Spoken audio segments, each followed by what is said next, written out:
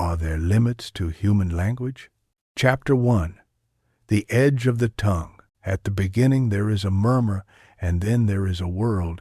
You open your mouth, and out rush syllables, shaped breath, vibrating air, and they fall into someone else's mind like seeds in soil. Language is the bridge you walk across to meet another human being.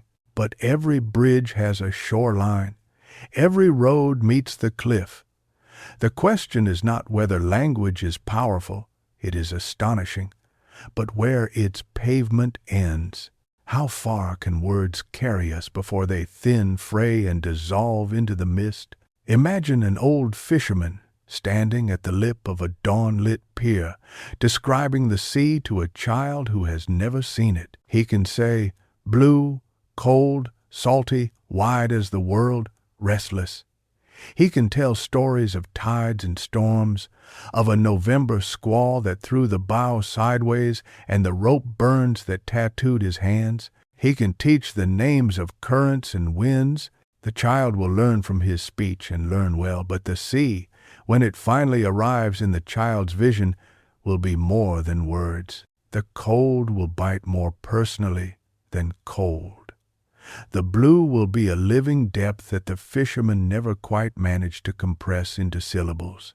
In that gap, a gentle, stubborn gap, lies the first boundary of human language. We do not begin with limits, though.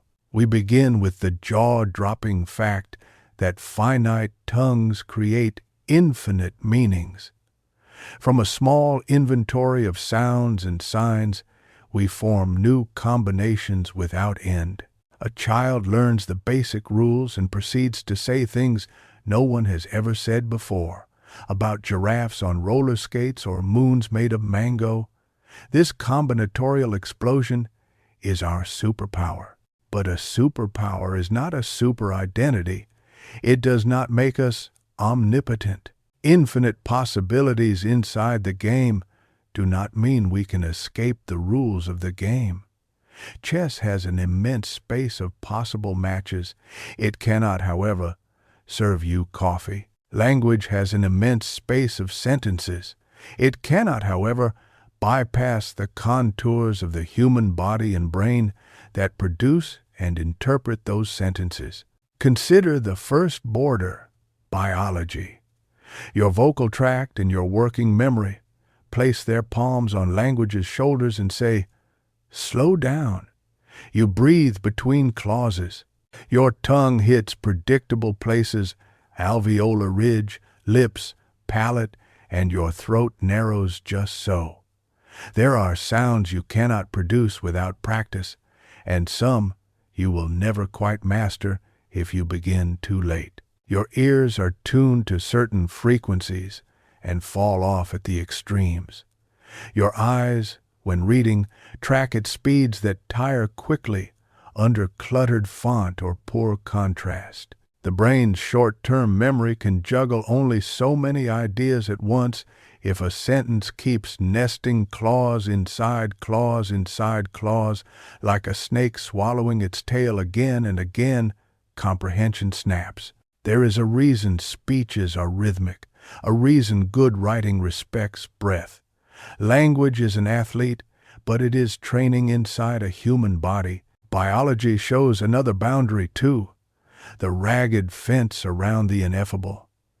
Pain, for example, poses as a trivial thing to describe until it arrives. It hurts, we say, or sharp, or dull, or like fire, or like a vice.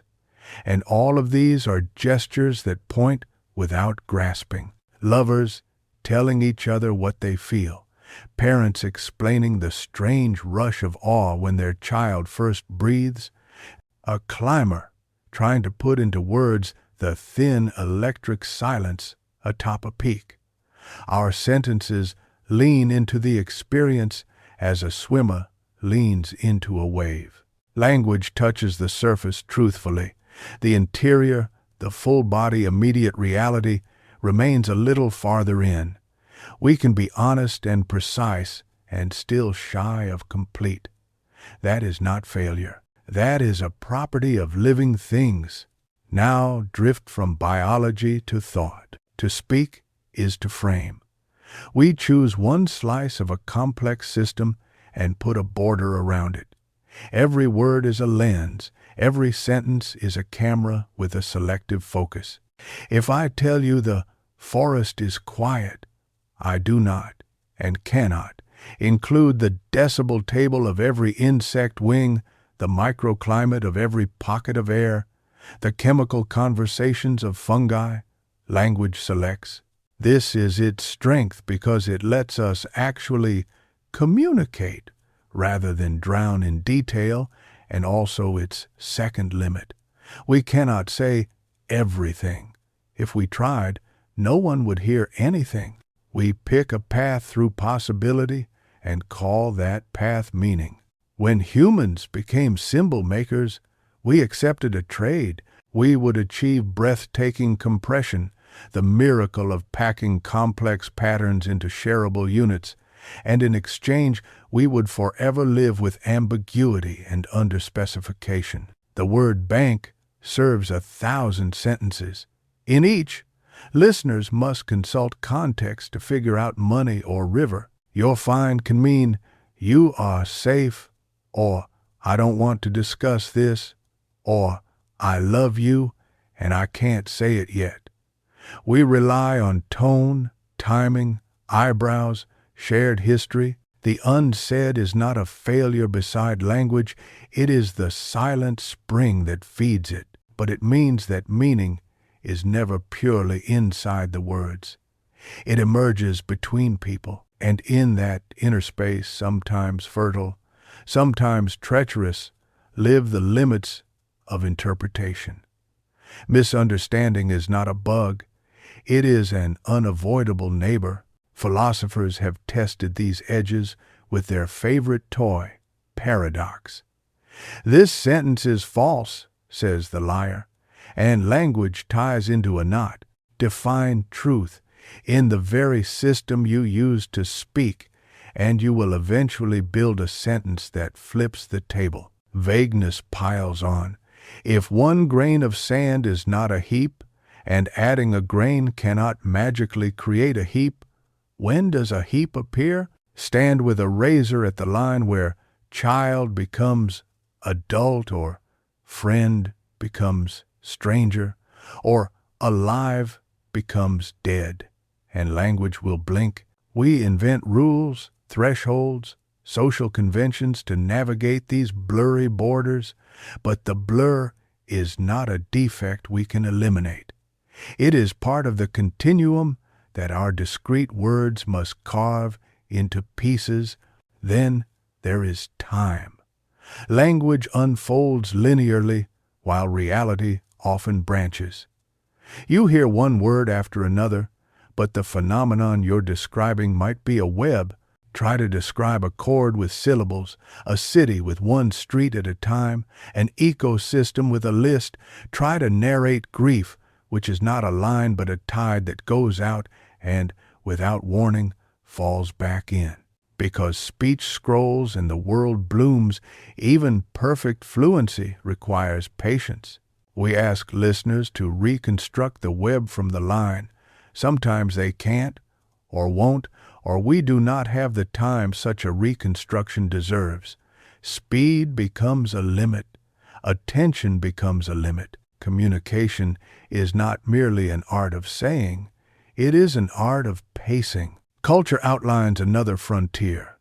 Words carry their history.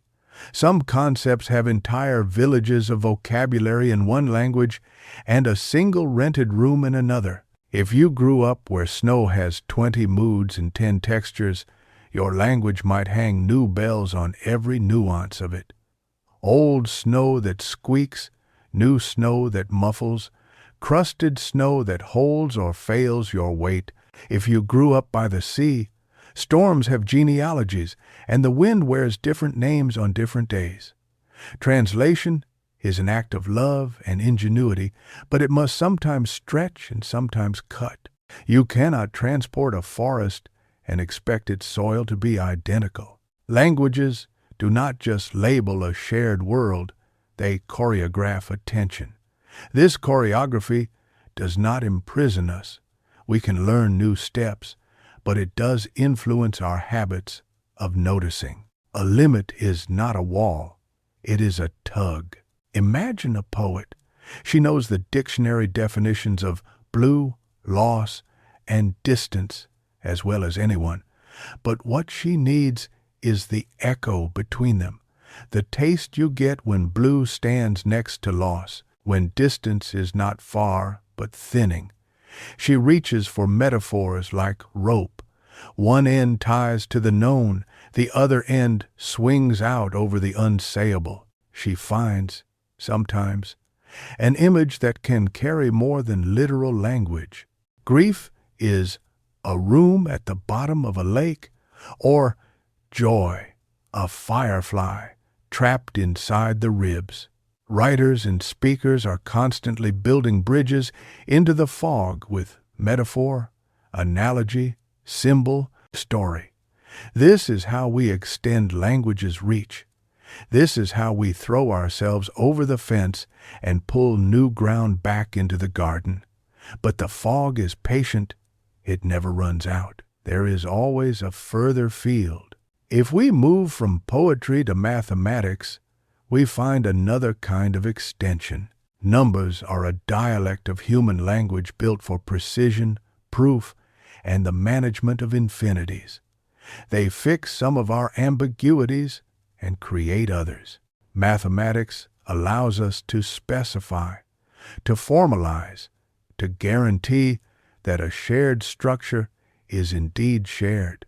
But if we ask mathematics to contain all truths about itself, we encounter a hard boundary. Theorems that say, in effect, there will always be truths you cannot prove inside your own system. Language rides alongside, marveling and humbled. We can name the horizon. We cannot replace it. What of emotion? One person says, "I'm angry," and another hears danger, and another hears pain, and another hears a request for contact. The same syllables, different doors. Language must climb atop a volcano and try to describe lava to people who have only ever held a candle. Anger is not a single flavor. Love refuses to sit still. Words are stable. Feelings are weather. The limit here is not that words are weak, but that life is motile. We learn to approximate. I am angry becomes I am frightened that I don't matter to you, becomes I am protecting a tender place with fire. This is growth, languages within language, layers of honesty that get us closer to the heat without getting burned. But we remain only approximately matched to our interiors. No sentence is the ocean floor. Not all limits are tragic. Some are gifts. A novelist once wrote within the constraint of a missing letter of the alphabet and discovered new rhythms. A songwriter confined lyrics to one syllable per beat and found the pulse of the city. Children play with nonsense and invent meaning anyway, which teaches them that language is not a prison but a playground with fences that keep the ball from rolling too far to chase. Lovers invent private slang. Teams build jargon that compresses months of collaboration into a few words. Constraint is a shape into which creativity can pour and harden. You cannot dance every step at once. You must choose. In choosing, you make style. Still, when we ask whether there are limits to human language, we often mean, are there truths, experiences, realms that language in principle cannot enter? The honest answer is twofold. There are aspects of reality that language cannot capture fully or directly because language is a system of discrete, linear, humanly processed symbols. And there are aspects that language can touch only through indirection, through metaphor, story, ritual, silence. If this makes you mourn, Notice that you are already using language to point at the very thing language cannot own. A finger can point across the river. It does not need to be water. Take silence. Silence is not an absence of communication. It is a communicative unit with a strange contour. A pause after an apology can be an acceptance, a rejection, a gathering of courage. The space between notes in music is not a vacuum. It is a form. Language's most intimate partner is the unsaid. When we respect that, we stop demanding that sentences carry everything on their backs. We let gesture, time, shared presence do their work. We let the eyes say what the mouth cannot decorate without cheapening it. The limit of language becomes the entrance for something else. Now, imagine a meeting between two people who share little in common. A doctor and a patient who speak different languages, a refugee and a border officer, a child and the first book they will love. In each case, language is a bridge under construction. Translation apps can help, illustrations can help, patience most of all. But the act is not just exchanging words, it is building a little world where those words can live.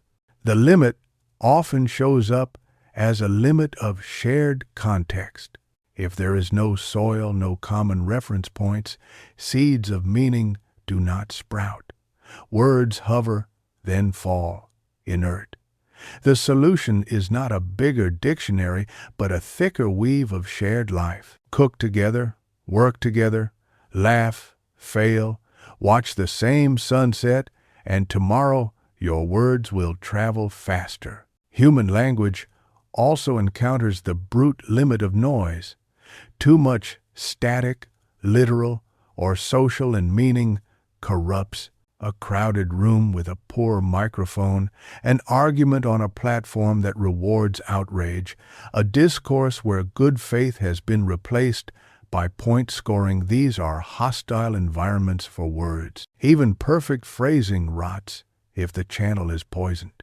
So, one boundary of language is the health of our spaces. We can lower that boundary by tending to where we talk, designing quieter rooms, slower feeds, cultures that prize listening as an art. Let's widen the lens. Language is not only speech and writing, it is braille and sign and dance and the syntax of glances across a table. But every modality imposes its own architecture. Hand signing in three-dimensional space can incorporate simultaneity that speech struggles to achieve. Writing can revisit and revise. Speech must improvise. Poetry on the page can use line breaks and white space. In the mouth, it uses breath and timing. None of these are better or worse. Each is limited and amplified by the body that carries it. To become multilingual across modalities is to discover new edges and new vistas. The boundary shifts with the terrain. If language faces limits, could it be replaced by something bigger, faster, truer? People have dreamed of perfect tongues, unambiguous, universal, crystalline. Yet as soon as language touches human life, it must bend to the messiness that makes us human humor, flirtation, protest, play. A perfect language might be a superb tool for describing a machine, though even machines surprise us. But it would be a poor companion in a kitchen at midnight when someone is confessing their fear. Imperfection is not a flaw to be engineered away. It is how language breathes with us. The limit is not an error code. It is the seam where our lives stitch into our symbols. This does not mean we should be complacent. The history of language is an expanding frontier of ingenuity. We coin new words to catch new phenomena. We build technical vocabularies to make precise claims in medicine, astronomy, law. We craft educational metaphors that let novices climb complexities in small steps. We invent forms: haiku, long-form essay, documentary, lecture, stand-up comedy that shape attention and make certain meanings easier to digest. We extend language with diagrams, equations, photographs, maps. Each is a prosthetic for our saying. With each invention, the horizon moves. The sea stays the sea, but our pier reaches farther water. Even in the future, where machines generate language by statistical prowess, we remain the authors of purpose. A model might write a plausible paragraph, but only a human community can decide which truth is worth the breath. Only a human can choose, I forgive you, I resign, I love you, I am listening. The limit here is as sacred as anything. Meaning is not only form, it is intention. Language, without a someone behind it, is weather on an empty planet. A sentence's power is not only what it says, but that someone decided to say it. If we crave a diagram of language's limits, draw a human silhouette and write inside it: body, attention, memory, culture, emotion, intention. Around it, draw a second ring: environment, medium, noise, time. On the third ring, purpose, ethics, power, trust. Every boundary language meets lives in one of these layers. None are absolute walls. All can be softened, worked with, danced with, circumvented, or honored. Limits are invitations to design. We must also name a final border that is both existential and tender. There are experiences so personal, so rooted in a life's unrepeatable mosaic, that any telling will be a reduction. The night your father told you he was proud, the room where you decided to forgive someone who did not deserve it, yet the shape of the loss you carry on the anniversary that only you mark. You can tell these stories, and you should. But part of their truth will live beyond words, not because you are inarticulate, not because language is weak, but because those moments are made of more than can be packaged. They are not just facts. They are you. The most that language can do, perhaps the finest thing, is to make a clearing where we can stand together in the vicinity of that truth. Come here, words can say, and look with me. So, are there limits to human language? Yes, everywhere, and the picture is radiant, not bleak. Limits carve the channel through which meaning flows. They teach us to choose, to pace, to invent. They remind us that words are not the world, which frees us to keep exploring. They insist we recruit all our arts: the hand, the eye, the pause, the story, the number, the map, the song. They protect mystery from being paved over by speech. They make us good partners to silence. In the following chapter, we will walk along these edges more deliberately. We will map the places where language fails and catalog the repairs humans have built across centuries. Metaphor as bridge, narrative as telescope, mathematics as scaffold, ritual as container, listening as a technology more advanced than any machine.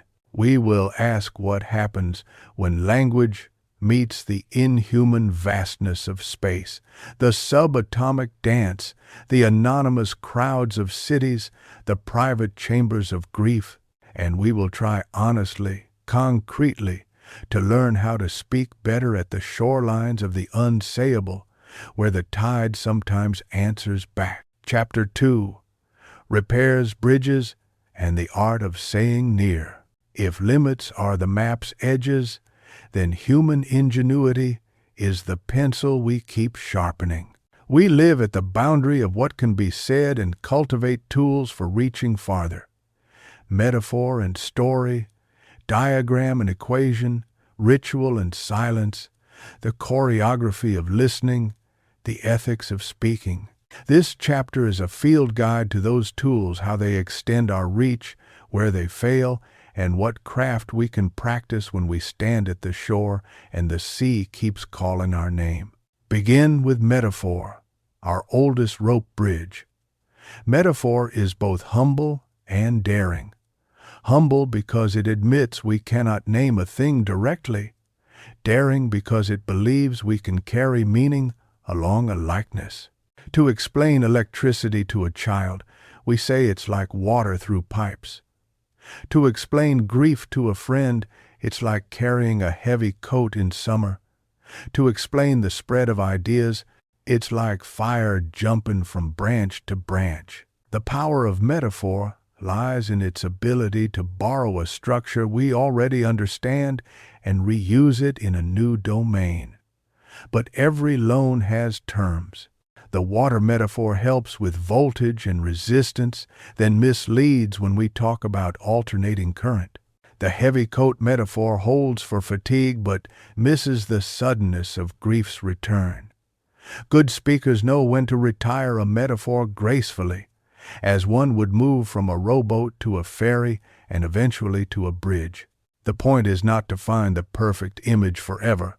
It is to find an image that is useful now, and to trade up when we can. Narrative is metaphor's larger cousin, the bridge, with lanes wide enough for a whole community to cross. A story gives us time, cause, and consequence. Once, we thought illness was a curse. Then a midwife noticed a pattern. After a voyage and a long winter, a vaccine arrived in bottles carried by men on horseback.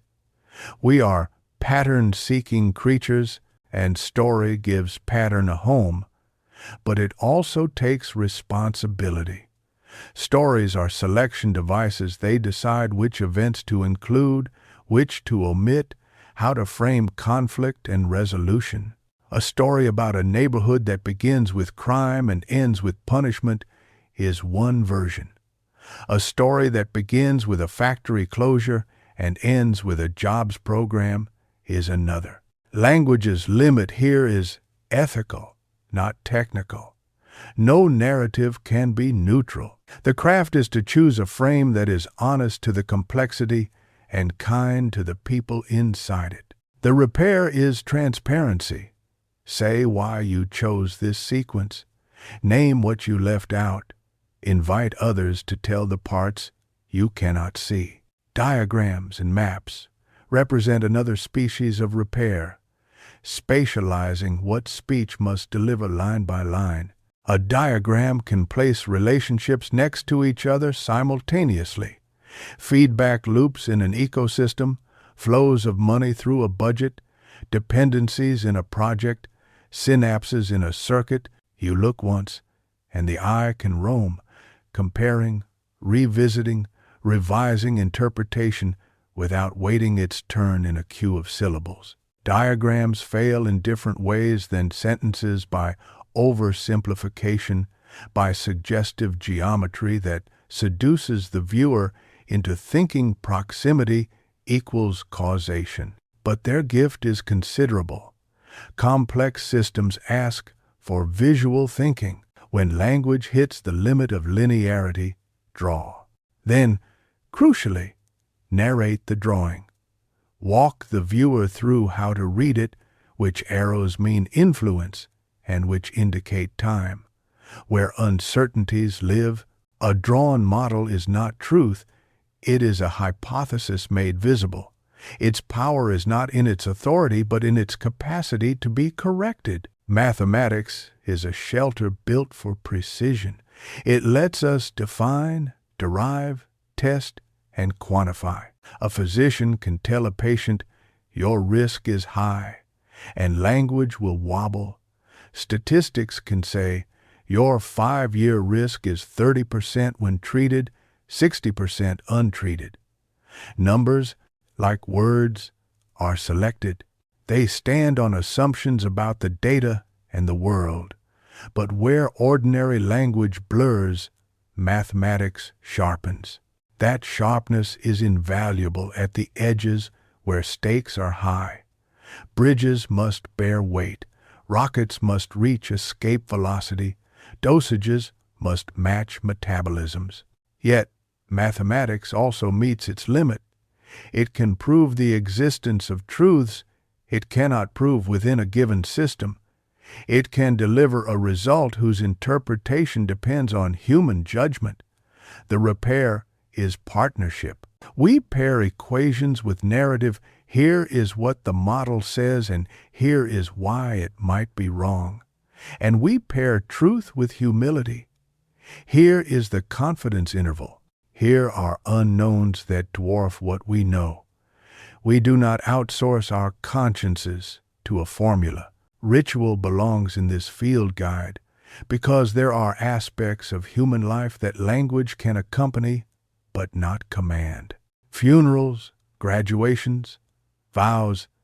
These are times when words alone cannot carry the mass of meaning, so we bind words to action. People stand, sit, bow, sing. They touch and are touched. They keep silence together. They eat and drink in symbolic patterns. Ritual is an embodied poem that distributes meaning across bodies and time. It is how communities speak when speech needs scaffolding. Ritual, too, can drift into empty habit or manipulative theater. The repair is sincerity. Ensure that actions fit the truth of the moment, that language inside ritual is restrained and faithful, that the community owns the script rather than being owned by it. When in doubt, cut words first. More silence lets the few that remain stand taller. Listening is the missing half of language's story. We talk as if words are the hero. Listening is the landscape where the hero travels.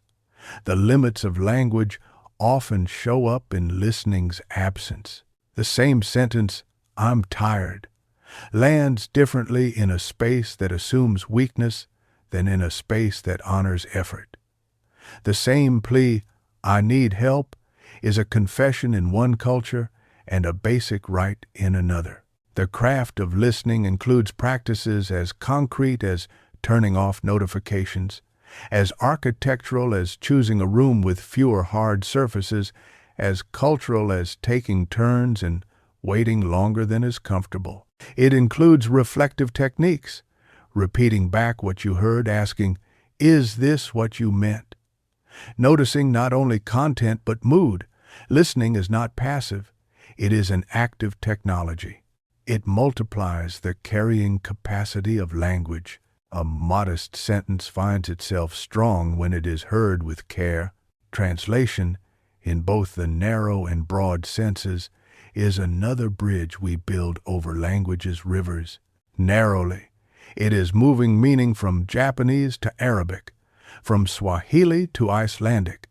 Broadly, it is moving meaning from one subculture to another, engineers to executives, clinic to community, artist to audience. The limit is that no translation is perfect. The repair is that many translations can be good. Literalism preserves structure at the cost of feel. Idiomatic translation preserves feel at the cost of structure. The best translators work like musicians playing from a score, faithful to the composer's intent, but alive to the room's acoustics. They annotate when needed, invent when necessary, leave untranslatable words untranslated to teach the reader a new step. Saudade, Gezelligheid, Sobremesa. In the broad sense, translation is empathy with a toolbox. It asks, what references do you already carry? What analogies will work with your past? What jokes would fail? It respects that comprehension is not a download but a co-creation. Sign languages and braille remind us that language is not tied to a single channel. When the hands speak, they can lay meanings side by side, facial expression, hand shape, motion, location allowing simultaneity that speech rarely achieves. When fingers move across raised dots, reading becomes tactile time. The eye is not the only doorway into meaning. These modalities are not inferior copies of speech. They are full citizens with distinct affordances. Their existence is a lesson in design. If one channel is noisy or blocked, open another. If linearity constrains, use space. If ambiguity threatens, pair channels subtitle and voice, icon and label. Multimodal language is not a luxury for the disabled. It is the future for all of us. The repair for many limits is redundancy done elegantly. Context building is a slow technology, but it is a technology. A factory manager can announce a safety rule, and language will ricochet if the shop floor believes management prizes speed over caution. Months of small actions rewarding safe decisions, celebrating reporting, redesigning tools create a context in which the same sentence uttered later means what it says. A teacher can lecture about curiosity, or she can design a classroom where questions earn praise, wrong answers are treated as steps, and the exam rewards risk. Be curious becomes credible. The limit language meets here is credibility. The repair is consistency over time. Words are seeds. Culture is climate. The best speech acts are the ones that land in soil prepared by practice. Noise is everywhere. Some of it is acoustic, the cafe blender drowning out a confession. Some is cognitive fatigue, fear, multitasking. Some is social platform incentives that reward attacks, interruptions, tribal slogans. We can keep improving sentences and still fail if we do not quiet the room. The repair is infrastructural and behavioral. Replace echoing surfaces with softer ones. Pick smaller tables. Turn off non-essential alerts. Design meetings with agendas that include breathing space. Agree on hand signals in a group to manage turn-taking. Normalize. Could you repeat that? So no one pretends to understand. Where the channel is poisoned by distrust, the repair is trust-building. Shared goals before contested claims, small wins before big debates, naming the incentive structures that keep us shouting. Language is not only grammar, it is ecology. Power runs through language like current through a wire. Who speaks, who is heard, who is quoted, who is punished, these are not purely linguistic questions. You can tell the truth and be labeled emotional. You can ask a question and be called difficult. Limits are enforced by norms and institutions. The repair is courage coupled with coalition. Amplify voices that are shoved to the margins. Rotate facilitation. Commit to step up, step back as a habit. Build channels for anonymous feedback so fear has a place to speak. Learn to hear different registers of authority, expertise from experience, not only from credentials. The ethics of language requires noticing how power shapes the flow and then redesigning the room so meaning can move. Time is another dimension we often misuse.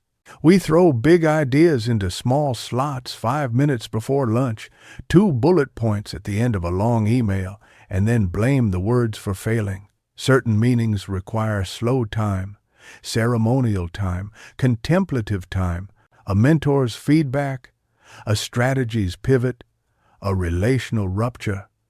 These are not fast food phenomena. The repair is pacing. Put important topics first, not last. Make space to digest. Use summaries that distinguish between decision, question, and story. Return to the same theme across multiple sessions with different modalities. Ideas have gestation periods. Rush is a limit we can choose not to impose. At the edges of science, where reality behaves like a magician without a union card, language begins to pant. Quantum physics asks us to hold possibilities that collapse upon observation. Cosmology stretches us across scales that erase our metaphors. Neuroscience maps experience to electrical storms, and then finds correlation everywhere and cause in only some places. The repair here is humble pluralism. We speak in multiple dialects at once: the mathematical, the experimental, the historical, the metaphorical, and we keep each in its place. We learn to say, the math predicts this curve, the apparatus registers this bump. The story we tell about it is this, and here is where that story is likely to break. We teach students to hold models lightly, to move between them, without declaring anyone the final sovereign. At the edge, fluency means switching tools, not clutching one. In intimate life, language hits its most beautiful limit. The words "I love you" cannot bear their entire freight. The repair is lived evidence, showing up, remembering the small things, learning how the other person receives care, keeping promises, giving grace. Then the words return with stronger legs. In apology, the repair is the same. "I'm sorry" is a petition to be believed. Belief grows when behavior changes. When language fails the test of time, the limit is not words, but us. The craft is to let action and speech braid, each strengthening the other. When our own minds become obstacles, anxiety, compressing attention, depression, flattening tone, language needs help. A friend in darkness cannot metabolize "cheer up." The repair is to shrink the ask, one step, 1 hour, one call, to move from abstract encouragement to concrete plan. To borrow another modality, write a note, cook a meal, sit in quiet company. You do not demand that language do magic. You let it be a lantern, small and steady instead of a floodlight. The limit becomes a contour around which care can flow. Conflict puts limits in neon. In the heat of anger, language narrows to accusation and defense. The repair is procedural. Slow down turn-taking, forbid mind-reading. "You always" becomes "when you did X, I felt Y, and I need Z." Summarize the other side before you speak your own. Set timeouts. Argue about one thing at a time. Name the meta. Are we debating facts, values, or identities? These are not platitudes. They are techniques that expand the channel. They do not guarantee agreement. They grow the space where understanding can happen. Resolution is sometimes impossible, but recognition is almost always possible, and often that is enough to make life together feasible. Education is the long art of pushing limits back responsibly. A great teacher is a translator, a storyteller, a diagrammer, a coach of listening, a builder of rituals, a manager of time. She knows which metaphor will get a student to the next ledge and when to abandon it. She shows how an equation is a sentence and a graph is a paragraph. She designs group norms where mistakes are gold and questions are currency. She assesses, yes, but also narrates the assessment, what each grade means, where the growth is, what the next attempt should include. Education's repair is not only content, it is context and method. A classroom where students learn to repair language becomes a society that speaks better under stress. Public life is the place where language most needs engineering. When fear spreads faster than facts and the most outrageous words rise to the top, We can blame language, or we can retrofit the square. The repair is institutional and imaginative. Civic rituals that reward listening, citizens' assemblies, deliberative polls, platforms that slow the spread of unverified claims, norms that separate private grievance from public policy, training in media literacy that begins early and continues often. We do not surrender speech to the loudest. We tune the hall so quieter, truer notes can be heard. Technology gives us new instruments and new distortions. Automated systems can summarize, translate, draft. They can also flood, impersonate, deceive. The repair is governance and craft. Watermark machine-generated text. Require provenance. Build friction into virality. Pair AI outputs with human editorial standards.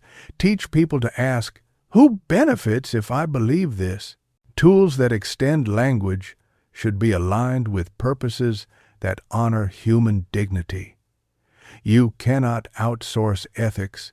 The limit we face here is not what machines can say, it is what we will allow into the commons of meaning. What about the places where language should stop?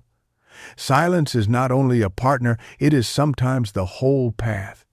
In grief, silence respects the unsayable. In awe, silence restores proportion. In reconciliation, silence gives the other room to breathe. The repair for some limits is to stop repairing, to sit at the edge without building a bridge across. This is not defeat, it is wisdom. To know when to be quiet is a mastery of language, not its abdication. Let us gather these practices into a small, portable kit, a way to walk out of this chapter with tools in your palm. Name the limit you face. Is it biological breath, memory, modal speech, too linear, social distrust, noise, ethical power, frame, temporal, not enough, time? Naming redirects effort from blaming words to solving the right problem. Choose a complementary modality. If speech is failing, draw. If drawing is failing, act. If action is failing, ritualize. If ritual is failing, be silent. Two channels in concert can carry what one cannot. Borrow wisely with metaphor. Pick an image that matches the structure. Retire it when it misleads. Teach your listener where the likeness stops. Tell the story and show the model. Pair narrative with diagram, example with schema. Let each correct the other's distortions. Quantify with humility. Use numbers where they sharpen judgment. Surround them with the assumptions they require and the margins they deserve. Engineer the room, lower the noise, lengthen the time, set the norms. Do not send delicate meanings into hostile architecture. Practice listening as technology. Reflect, summarize, ask before assuming, notice tone as much as text. Listening multiplies the usefulness of every word. Translate across worlds. Learn your audience's references. Respect their idioms. Carry untranslatable words with you like gifts, not burdens. Align power with purpose. Rotate the mic. Invite quieter voices. Insist on procedures that widen the circle of meaning makers. Honor silence. Know when to stop. Let the absent word do its largest work. Underneath these tools runs one commitment: to treat language as a living relationship rather than a static code. Codes can be cracked or not. Relationships can be tended. When we tend them, limits stop feeling like prison walls and start feeling like the frame of a window. We do not resent the frame. We look through it with gratitude at what it allows us to see. There is an old image of three people trying to look over a fence.